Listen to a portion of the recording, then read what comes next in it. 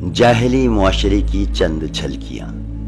جزیرۃ العرب کے سیاسی اور مذہبی حالات بیان کر لینے کے بعد اب وہاں کے اجتماعی، اقتصادی اور اخلاقی حالات کا خاکہ مختصراً پیش کیا جا رہا ہے۔ اجتماعی حالات۔ عرب آبادی مختلف طبقات پر مشتمل تھی اور ہر طبقے کے حالات ایک دوسرے سے بہت زیادہ مختلف تھے۔ چنانچہ طبقہ اشراف میں مرد عورت کا تعلق خاصا ترقی یافتہ تھا۔ عورت کو بہت کچھ خود مختاری حاصل تھی، اس کی بات مانی جاتی تھی اور اس کا اتنا احترام اور تحفظ کیا جاتا تھا کہ اس راہ میں تلواریں نکل پڑتی تھیں اور خوریزیاں ہو جاتی تھیں۔ آدمی جب اپنے کرم و شجاعت پر، جسے عرب میں بڑا بلند مقام حاصل تھا، اپنی تعریف کرنا چاہتا تو عموماً عورت ہی کو مخاطب کرتا۔ بسا اوقات عورت چاہتی تو قبائل کو صلح کے لیے اکٹھا کر دیتی اور چاہتی تو ان کے درمیان جنگ اور خونریزی کے شعلے بھڑکا دیتی، لیکن ان سب کے باوجود بلا نزاع مرد ہی کو خاندان کا سربراہ مانا جاتا تھا اور اس کی بات فیصلہ کن ہوا کرتی تھی۔ اس طبقے میں مرد اور عورت کا تعلق عقد نکاح کے ذریعے ہوتا تھا اور یہ نکاح عورت کے اولیاء کے زیر نگرانی انجام پاتا تھا۔ عورت کو یہ حق نہ تھا کہ ان کی ولایت کے بغیر اپنے طور پر اپنا نکاح کر لے۔ ایک طرف طبقہ اشراف کا یہ حال تھا تو دوسری طرف دوسرے طبقوں میں مرد و عورت کے اختلاط کی اور بھی کئی صورتیں تھیں، جنہیں بدکاری و بے حیائی اور فحشکاری و زناکاری کے سوا کوئی اور نام نہیں دیا جا سکتا تھا۔ حضرت عائشہ رضی اللہ تعالی عنہا کا بیان ہے کہ جاہلیت میں نکاح کی 4 صورتیں تھیں۔ ایک تو وہی صورت تھی جو آج بھی لوگوں میں رائج ہے کہ ایک آدمی دوسرے آدمی کو اس کی زیر ولایت لڑکی کے لیے نکاح کا پیغام دیتا، پھر منظوری کے بعد مہر دے کر اس سے نکاح کر لیتا۔ دوسری صورت یہ تھی کہ عورت جب حیض سے پاک ہوتی تو اس کا شوہر کہتا کہ فلاں شخص کے پاس پیغام بھیج کر اس سے اس کی شرمگاہ حاصل کرو، یعنی زنا کراؤ، اور شوہر خود اس سے الگ تھلگ رہتا اور اس کے قریب نہ جاتا، یہاں تک کہ واضح ہو جاتا کہ جس آدمی سے شرمگاہ حاصل کی تھی یعنی زنا کرایا تھا اس سے حمل ٹھہر گیا ہے۔ جب حمل واضح ہو جاتا تو اس کے بعد اگر شوہر چاہتا تو اس عورت کے پاس جاتا۔ ایسا اس لیے کیا جاتا تھا کہ لڑکا شریف اور باکمال پیدا ہو۔ اس نکاح کو نکاح استفزاء کہا جاتا تھا اور اسی کو ہندوستان میں نیوگ کہتے ہیں۔ نکاح کی تیسری صورت یہ تھی کہ 10 آدمیوں سے کم کی ایک جماعت اکٹھا ہوتی، سب کے سب ایک ہی عورت کے پاس جاتے اور بدکاری کرتے۔ جب وہ عورت حاملہ ہو جاتی اور بچہ پیدا ہوتا تو پیدائش کے چند رات بعد وہ عورت سب کو بلا بھیجتی اور سب کو آنا پڑتا، مجال نہ تھی کہ کوئی نہ آئے۔ اس کے بعد وہ عورت کہتی کہ آپ لوگوں کا جو معاملہ تھا وہ تو آپ لوگ جانتے ہی ہیں، اور اب میرے بطن سے بچہ پیدا ہوا ہے، اور اے فلاں وہ تمہارا بیٹا ہے۔ وہ عورت ان میں سے جس کا نام چاہتی لے لیتی اور وہ اس کا لڑکا مان لیا جاتا۔ چوتھا نکاح یہ تھا کہ بہت سے لوگ اکٹھا ہوتے اور کسی عورت کے پاس جاتے، وہ اپنے پاس کسی آنے والے سے انکار نہ کرتی۔ یہ رنڈیاں ہوتی تھیں جو اپنے دروازے پر جھنڈیاں گاڑے رکھتی تھیں تاکہ یہ نشانی کا کام دے اور جو ان کے پاس جانا چاہے بے دھڑک چلا جائے۔ جب ایسی عورت حاملہ ہوتی اور بچہ پیدا ہوتا تو سب کے سب اس کے پاس جمع ہوتے اور قیافہ شناس کو بلاتے۔ قیافہ شناس اپنی رائے کے مطابق اس لڑکے کو کسی بھی شخص کے ساتھ ملحق کر دیتا، پھر یہ اسی سے مربوط ہو جاتا اور اسی کا لڑکا کہلاتا۔ وہ اس سے انکار نہ کر سکتا تھا۔ جب اللہ تعالیٰ نے محمد صلی اللہ علیہ وسلم کو مبعوث فرمایا تو جاہلیت کے سارے نکاح منہدم کر دیے، صرف اسلامی نکاح باقی رہا جو آج رائج ہے۔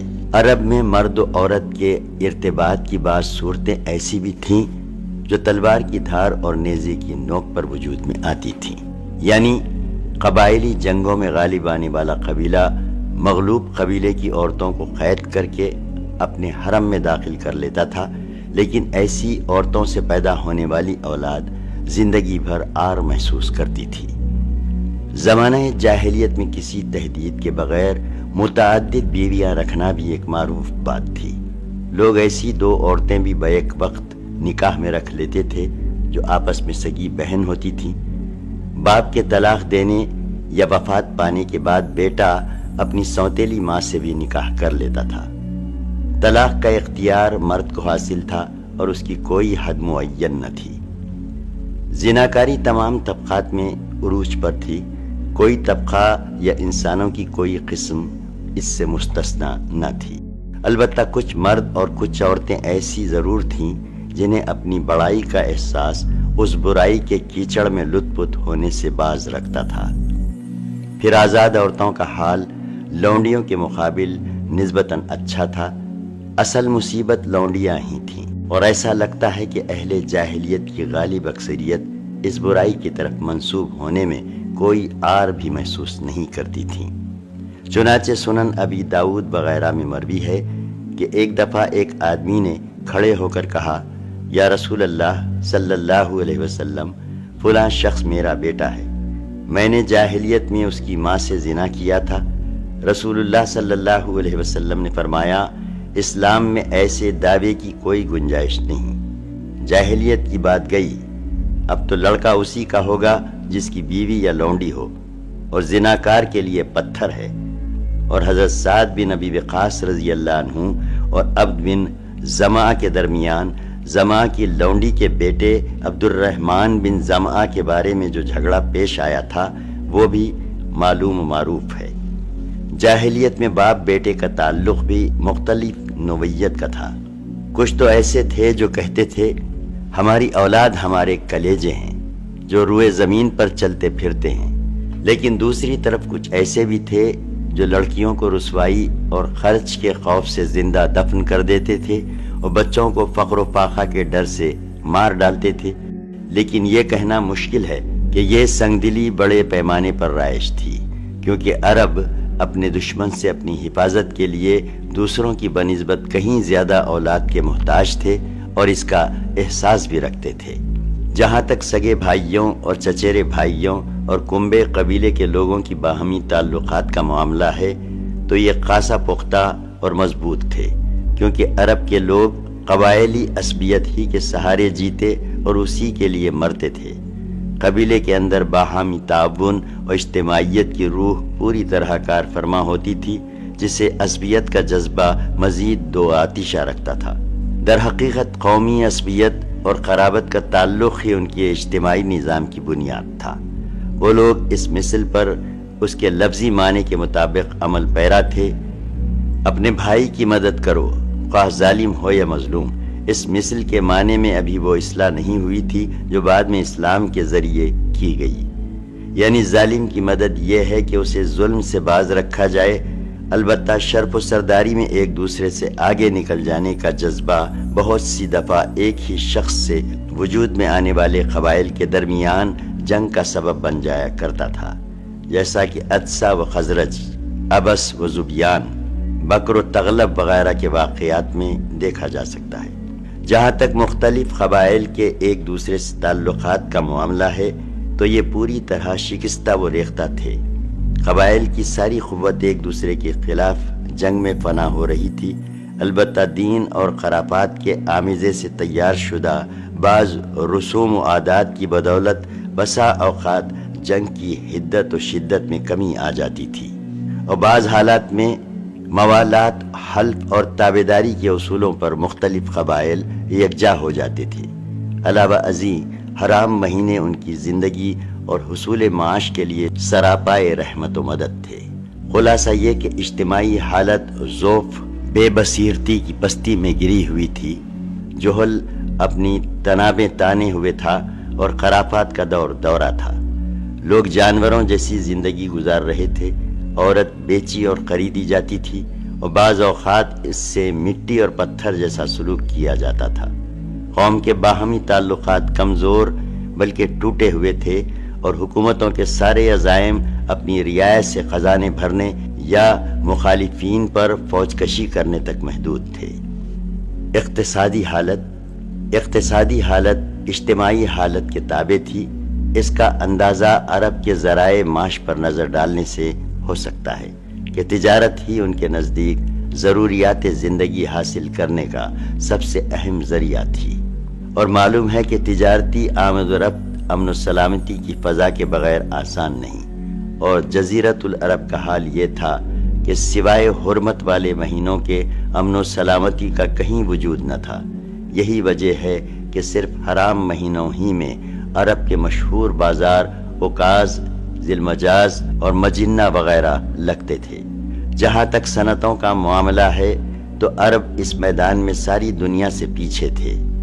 کپڑے کی بنائی اور چمڑے کی دباغت وغیرہ کی شکل میں جو چند صنعتیں پائی بھی جاتی تھیں وہ زیادہ تر یمن، ہیرا اور شام کے متصل علاقوں میں تھیں۔ البتہ اندرون عرب کھیتی باڑی اور غلہ بانی کا کسی قدر رواج تھا۔ ساری عرب عورتیں سود کاٹتی تھیں، لیکن مشکل یہ تھی کہ سارا مال و متاع ہمیشہ لڑائیوں کی زد میں رہتا تھا۔ فقر اور بھوک کی وبا عام تھی اور لوگ ضروری کپڑوں اور لباس سے بھی بڑی حد تک محروم رہتے تھے۔ اخلاق یہ تو اپنی جگہ مسلم ہے ہی کہ اہل جاہلیت میں خسیس و رذیل عادتیں اور وجدان و شعور و عقل سلیم کے خلاف باتیں پائی جاتی تھیں، لیکن ان میں ایسے پسندیدہ اخلاق فاضلہ بھی تھے جنہیں دیکھ کر انسان دنگ و ششدر رہ جاتا ہے۔ مثلا ایک کرم و سخاوت، یہ اہل جاہلیت کا ایسا وصف تھا جس میں وہ ایک دوسرے سے آگے نکل جانے کی کوشش کرتے تھے اور اس پر اس طرح فخر کرتے تھے کہ عرب کے آدھے اشعار اسی کی نظر ہو گئے ہیں۔ اس وصف کی بنیاد پر کسی نے خود اپنی تعریف کی ہے تو کسی نے کسی اور کی۔ حالت یہ تھی کہ سخت جاڑے اور بھوک کے زمانے میں کسی کے گھر کوئی مہمان آ جاتا اور اس کے پاس اپنی اس ایک اونٹنی کے سوا کچھ نہ ہوتا جو اس کی اور اس کے کنبے کی زندگی کا واحد ذریعہ ہوتی، تو بھی ایسی سنگین حالت کے باوجود اس پر سخاوت کا جوش غالب آ جاتا اور وہ اٹھ کر اپنے مہمان کے لیے اپنی اونٹنی ذبح کر دیتا۔ ان کے کرم ہی کا نتیجہ تھا کہ وہ بڑی بڑی دیت اور مالی ذمہ داریاں اٹھا لیتے اور اس طرح انسانوں کو بردباری اور خون ریزی سے بچا کر دوسرے رئیسوں اور سرداروں کے مقابل فخر کرتے تھے۔ اسی کرم کا نتیجہ تھا کہ وہ شراب نوشی پر فخر کرتے تھے، اس لیے نہیں کہ یہ بذات خود کوئی فخر کی چیز تھی، بلکہ اس لیے کہ یہ کرم و سخاوت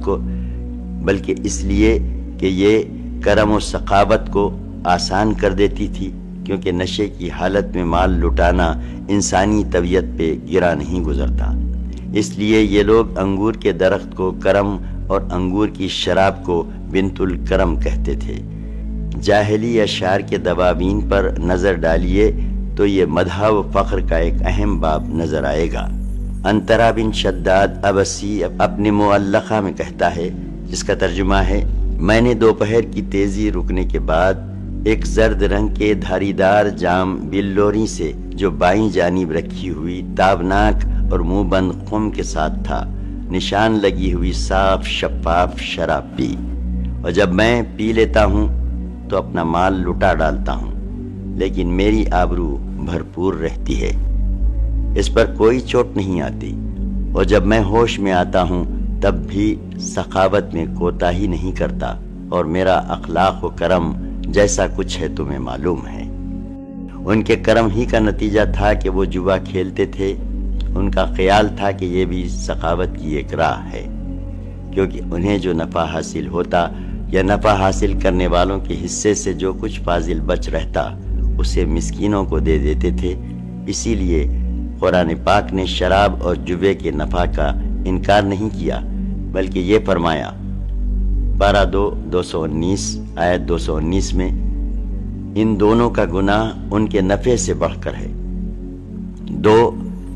وفائے عہد، یہ بھی دور جاہلیت کے اخلاق فاضلہ میں سے ہے۔ عہد کو ان کے نزدیک دین کی حیثیت حاصل تھی، جس سے وہ بہرحال چمٹے رہتے تھے، اور اس راہ میں اپنی اولاد کا خون اور اپنے گھر بار کی تباہی بھی ہیچ سمجھتے تھے۔ اسے سمجھنے کے لیے ہانی بن مسعود شیبانی، سموال بن عادیہ اور حاجب بن زرارہ کے واقعات کافی ہیں۔ 3.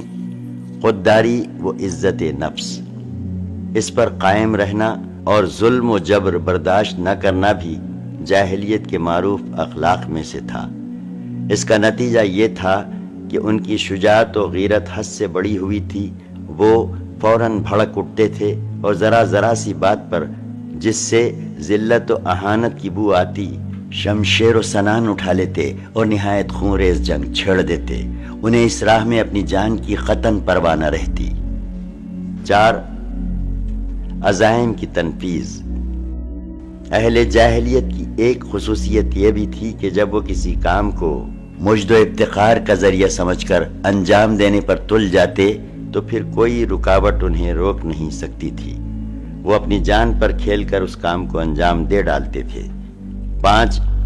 حلم و بردباری اور سنجیدگی۔ یہ بھی اہل جاہلیت کے نزدیک قابل ستائش خوبی تھی، مگر یہ ان کی حد سے بڑی ہوئی شجاعت اور جنگ کے لیے ہمہ وقت آمادگی کی عادت کے سبب نادر الوجود تھی۔ 6. بدوی سادگی، یعنی تمدن کی آلائشوں اور دوپیش سے ناواقفیت اور دوری۔ اس کا نتیجہ یہ تھا کہ ان میں سچائی اور امانت پائی جاتی تھی، وہ فریب کاری و بدعہدی سے دور اور متنفر تھے۔ خاندان نبوت، ولادت باسعادت اور حیات طیبہ کے 40 سال۔ ہم سمجھتے ہیں کہ جزیرۃ العرب کو ساری دنیا سے جو جغرافیائی نسبت حاصل تھی، اس کے علاوہ یہی وہ قیمتی اخلاق تھے جن کی وجہ سے اہل عرب کو بنی نوع انسان کی قیادت اور رسالت عامہ کا بوجھ اٹھانے کے لیے منتخب کیا گیا، کیونکہ یہ اخلاق اگرچہ بعض اوقات شر و فساد کا سبب بن جاتے تھے اور ان کی وجہ سے المناک حادثات پیش آ جاتے تھے، لیکن یہ فی نفسہ بڑے قیمتی اخلاق تھے جو تھوڑی سی اصلاح کے بعد انسانی معاشرے کے لیے نہایت مفید بن سکتے تھے، اور یہی کام اسلام نے انجام دیا۔ غالباً ان اخلاق میں بھی ایفائے عہد کے بعد عزت نفس اور پختگی عزم سب سے گراں قیمت اور نفع بخش جوہر تھا، کیونکہ اس قوت قاہرہ اور عزم مصمم کے بغیر شر و فساد کا خاتمہ اور نظام عدل کا قیام ممکن نہیں۔ اہل جاہلیت کے کچھ اور بھی اخلاق فاضلہ تھے، لیکن یہاں سب کا استقصاء مقصود نہیں۔